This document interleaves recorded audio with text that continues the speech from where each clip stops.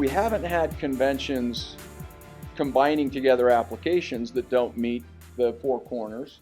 So we've certainly not run away and gone off the rails there. If we were to meet, we were going to have a set of rules that we all kind of know what the rules look like, but that's the first order of business. We're going to agree to the rules.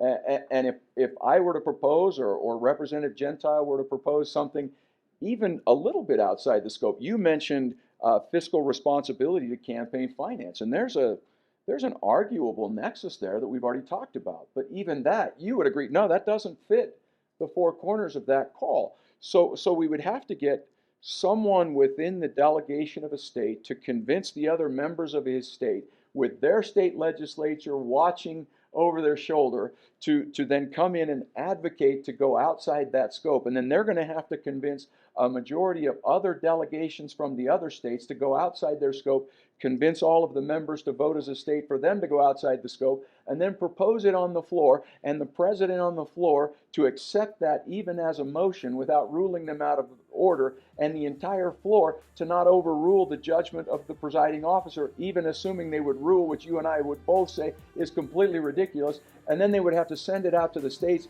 without someone going to the Supreme Court and saying, hey, wait a minute, we're going to enjoin this because you're so far out of your scope. And then that would have to go out to the states and somehow be ratified by 38 states. I think we're safe. I think we're about as safe as we can be. There's no sure bet in life, but I think we're pretty close.